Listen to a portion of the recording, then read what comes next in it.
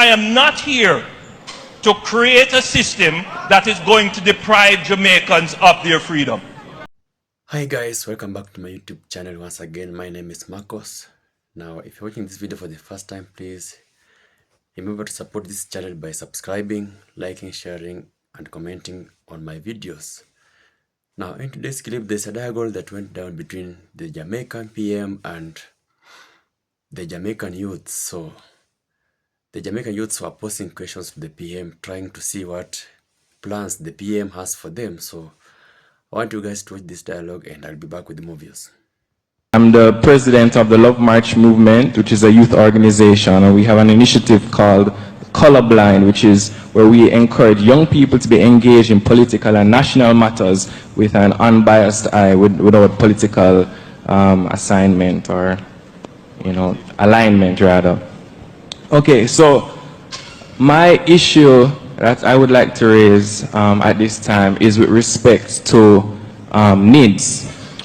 All right? Now, I am not and we are not against a national ID. We see the benefit of it. There are great pros. It will fill gaps in the country. But we believe that in its current form, it poses significant issues for many Jamaicans, especially with the fact that there has not been, in my opinion, and many other Jamaicans, 60,000, I checked the petition this morning, 60,000 Jamaicans here and abroad who feel that there needs to be more consultation, ventilation of the issues, speaking about pros and cons. All right, both of them are important to a consultative process.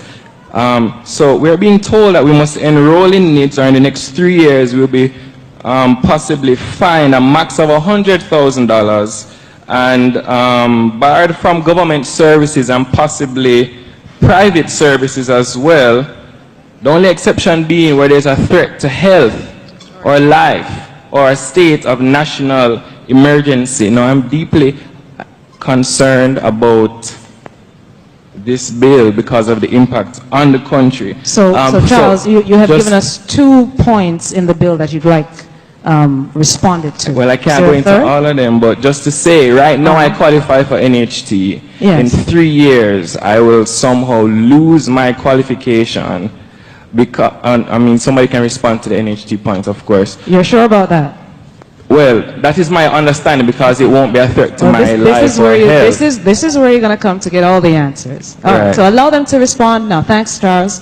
Really appreciate it. We have over 60,000 Jamaicans. So Charles, so you have to allow them to respond. Me? Yeah, I am Thomas, sorry. I'm so sorry, Thomas. My apologies. Can I just called you the wrong name. 2 lines here? The last 2 lines? Very quick.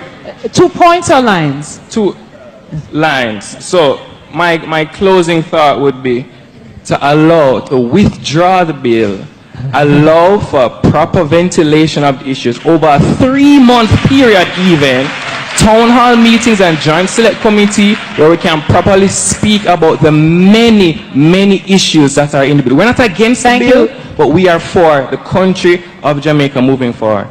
Thanks, well, Thomas. I tell you excellent. Thomas? Thomas, yes. I'm very happy that we find common ground, being that we are both for the country moving forward. But I just wanted to know, can you now get your NHT benefit without providing identification? I just wanted to know. And the answer is no. No, you can't. Secondly, and let's be clear. Hang on, Thomas, you don't get a second chance. So sorry, you already asked. You've asked your question. No, you already asked. Oh, it was rhetorical. Okay, fine. Like many other things, it's rhetorical. Fine. Secondly, Thomas, do you know, how old are you, Thomas? I am 26. Do you know that this bill, this idea of creating a national registry started from as early as 1970? And we have been discussing this national ID, morphed from having a birth certificate that's unique, starting with ID for voting, which by now most Jamaicans who don't intend to vote, but who want some identification, decides that, well, we will take the voter ID, but we won't vote. I'll give my fingerprint for the voter ID, but I don't vote. There are 1.8 million Jamaicans who want an ID, and they give their fingerprint willingly, including some of the 60,000 who signed the petition. Answering personal questions, providing personal information, and freely giving of their biometric. The government has that now. What's new? You talk about consultation and speaking about this bill. In 2002, this bill was brought to the Parliament of Jamaica by the then Minister of Health, John Jr. It was tabled in Parliament and a joint select committee was named. It sat and languished and nothing happened.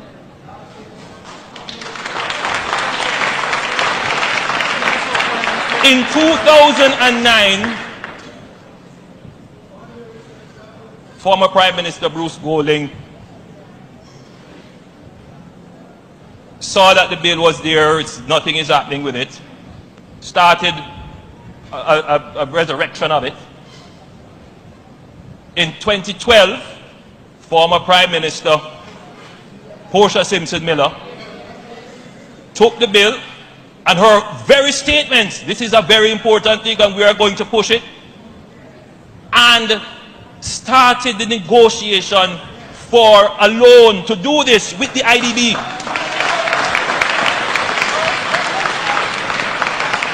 It was good for them to start the conversation about a $64 billion loan, but now it is not good.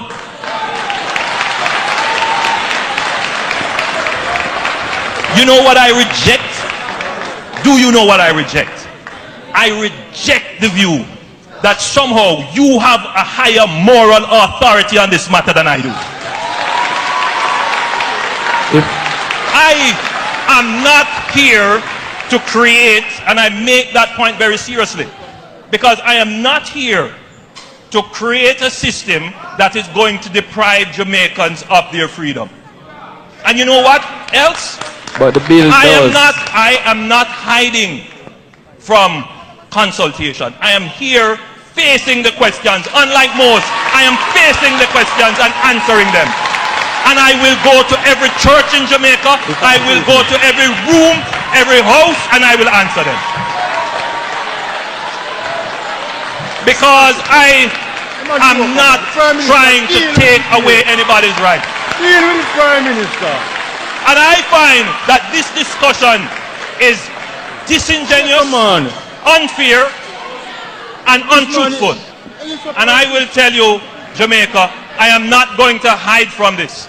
If you say that you are for Jamaica and that you agree that we should have a national civil registry, then let us talk as we are doing, but let us talk on the facts of the situation, not on the untruth and what we make up. Let us discuss the facts. Good night, everyone. My name is Glendon Martin. I am a student of the University of Technology. And I had a question, but the president had a similar question, so I'll allow him to ask the question. But what I have to say, well, I have a comment, actually. The gentleman that asked the question on NIDS, Mr. Prime Minister, I was taken aback by the way you responded to the question. I felt that you came across too strong, and when I was listening to you, while I was listening to you, I was saying, should I go and ask this gentleman a question? Will he answer me in the same tone that he answered the young man? And what I want to say and what I want to see in Jamaica, or overall with politics, is that our politicians behave sometimes, even in Parliament, when you see them jumping over, arguing with each other. Our young people are looking at this and they're saying this is something that is right. because the politicians, the leaders of our country, this is something that they do. So, Mr. Prime Minister, I would like for you to, first of all, apologize on the way you responded to the question. And secondly, allow me to finish, please. Allow me to finish, please. So, my darling, hang on 1 second. Sir, hold on, everybody. One second. You know, the great thing about youth, hold on, the great thing about youth is that we see no boundaries at all. None at all. I think that you possibly could think hard on your comment and suggestion, really, in terms of the implications. I understand your feeling, but allow the Prime Minister to respond, though, since you have no quiet question. Allow the Prime Minister to respond. Just one thing I need to add to no, you've gone past your 30. Well, just to what I was saying, that our country is seeing some improvement, and that is something I must commend your government on doing. But we want to see more and more where the young people voice is being heard, and you can listen and sit and talk with us to hear what we have to say. Thank you so much. Well, look, let me be frank with you, right? Let me be frank with you. I was a young man too. And that's an excellent strategy that you tried to use a while ago. I commend you. Excellent strategy.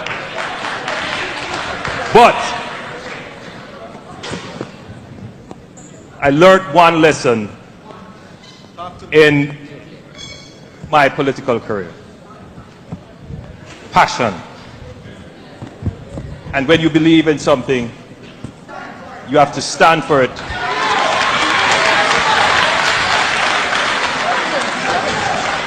And you have to speak with passion. And, you know, I'm sure Thomas knows that it was a very good back and forth response. And you made some points, Thomas, and I made some points. Exactly. And at the end of it, Thomas is going to sit there and say, "Hail Prime Minister." And I'm going to say, "Hail Thomas." Yes. Yes. Come on now.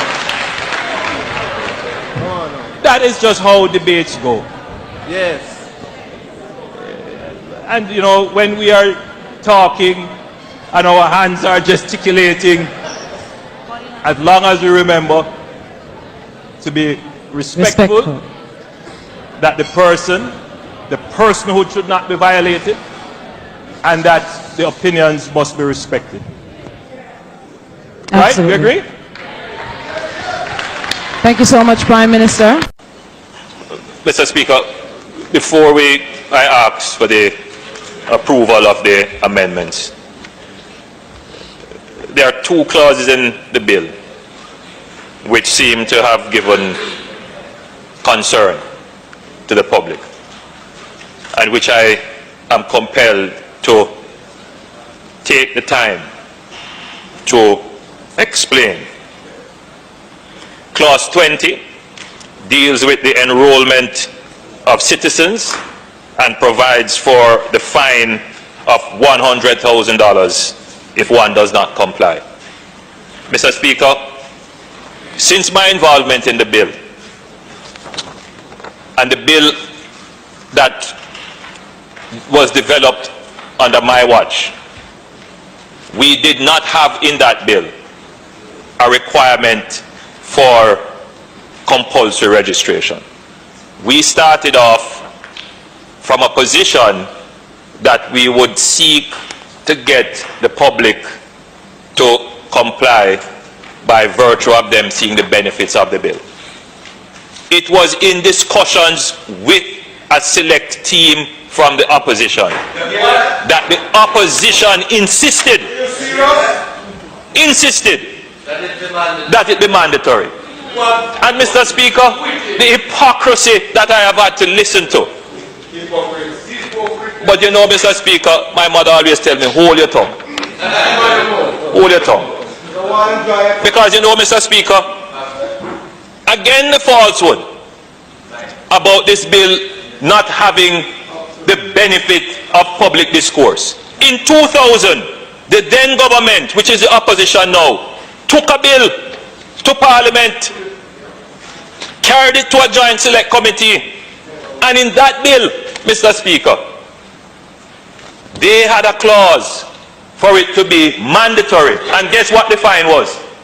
$100,000 at that time. Now if you brought $100,000 and added interest to it, inflation and everything to bring it up to current dollars, it would be a significant amount of penalty. So it is very disingenuous for the opposition to now come and try to claim a ground that they themselves rejected.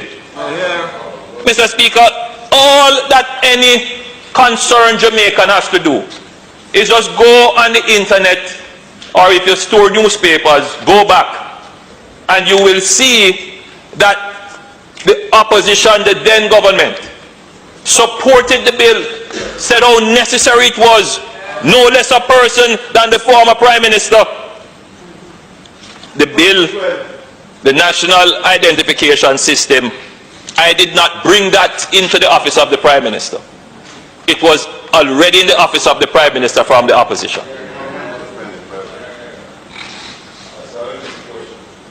When you look at the reports from JIS and the statements of urgency and importance for the bill to be done,